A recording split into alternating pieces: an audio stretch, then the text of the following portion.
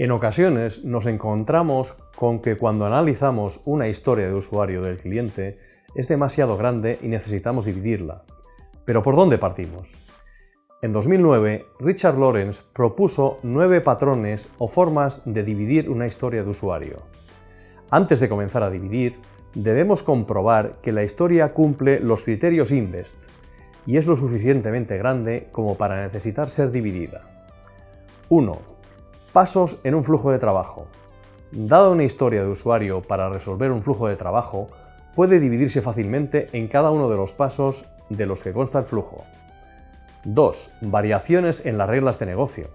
Cuando tenemos una regla de negocio compleja en una historia de usuario, podemos dividir la regla en reglas más sencillas y crear una historia a partir de cada una de ellas. 3. Esfuerzo importante. En ocasiones podemos encontrar historias de usuario que requieren tareas muy parecidas, cuya dificultad está en crear la primera de ellas. En este caso, podemos crear una historia de usuario para la primera tarea y otra que recoja el resto de tareas. 4. Simple, compleja.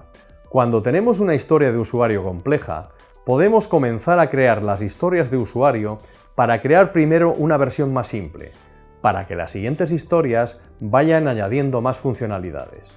5. Variaciones en datos. Si encontramos una historia de usuario en la que trataremos con diferentes tipos de datos, una forma de división es crear una historia por cada tipo de dato distinto. 6. Variaciones en la interfaz. Cuando una historia de usuario incluye modificaciones visuales con elementos muy complejos, podemos crear historias con la misma funcionalidad y elementos más sencillos, y posteriormente reemplazar con el elemento más complicado. 7. Retrasa el rendimiento. Si una historia de usuario lleva además asociado un requisito de rendimiento, una posible división podría ser crear una primera versión del cambio y a continuación optimizar el sistema para alcanzar el requisito deseado.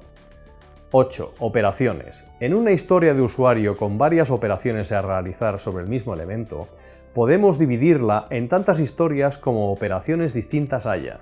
9. Construye un spike. Cuando ninguno de los patrones anteriores nos sirve para dividir nuestra historia, solo nos queda lanzarnos a construir una aproximación a la historia que nos permita descubrir cómo podremos dividir la historia.